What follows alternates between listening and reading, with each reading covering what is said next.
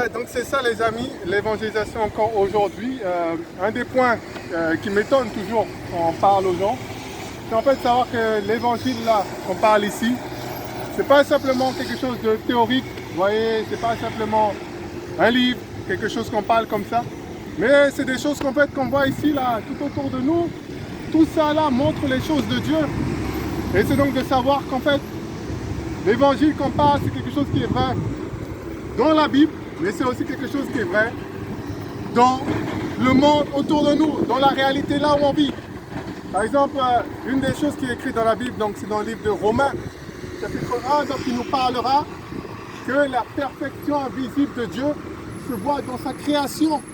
Et à cause de cela même, les gens donc devraient se tourner vers un Dieu.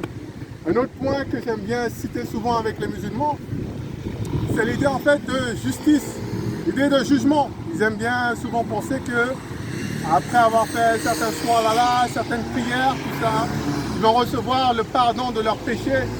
Je dis comment Dieu va-t-il pardonner? Ils me disent comme ça. Et comment? Il peut tout, il va pardonner. Et je leur explique que non. Vous regardez tout simplement autour de vous, vous voyez bien qu'il y a un tribunal qui existe, avocats, police, gendarmes, tout ça, pourquoi? Pour essayer de mettre en place une justice sur cette terre-là. Et Jésus prendra souvent cette image-là. Il dira même si vous qui êtes méchants, vous savez donner de bonnes choses à vos enfants, à quand même plus forte raison, Dieu qui est dans le ciel, ne va-t-il pas vous donner le Saint-Esprit? En prenant ce même raisonnement-là, c'est nous-mêmes qui sommes peut-être mauvais, savons qu'il y a une justice, que si on te vole, il faut que tu payes. À quand même plus forte raison, Dieu qui est dans le ciel ne va-t-il pas condamner les péchés, les mauvaises choses qu'on a pu faire?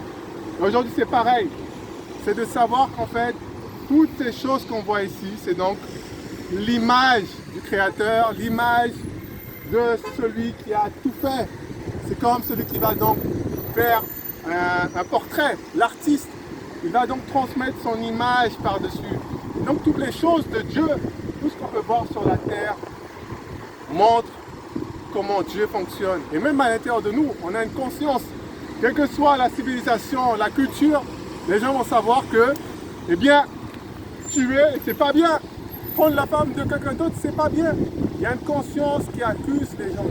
Et là, aujourd'hui, c'est pareil. Donc, c'est de rappeler ça, que l'évangile, c'est quelque chose qui nous est révélé.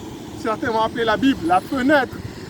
Une fenêtre qui nous ouvre le ciel, qui nous montre à quoi c'est, quelle est la parole de Dieu. Mais l'évangile, c'est aussi quelque chose qui correspond à ce monde-là. On m'a encore dit la semaine dernière que, je ne sais pas dans quel truc, aller vérifier si c'est vrai ou pas dans le Coran, mais apparemment Dieu même aurait tué un enfant. J'ai dit comment c'est possible? Et là ils vont sortir l'argument, oui mais ça c'est Dieu, nous c'est les hommes. Non, les hommes ont été créés à l'image de Dieu. Et c'est même marqué dans Moïse, tout ça, et répété surtout dans Salomon, que en fait la Bible est un livre tellement bien, la loi de Dieu est tellement parfaite que même les gens du dehors vont reconnaître que ce livre-là, ces lois que vous avez sont magnifiques. Et donc c'est ça, vous rappelez qu'en fait l'évangile, c'est quelque chose qui nous est révélé dans la parole de Dieu, mais qui correspond aussi à ce qui est autour de nous. Voilà, donc n'hésitez pas aussi, pendant votre prédication, à rappeler, voilà comment le monde nous entoure, comment le monde fonctionne, et les montrer tout simplement que si on ouvre un peu les yeux, eh bien, on trouvera Jésus-Christ. Voilà, soyez bénis.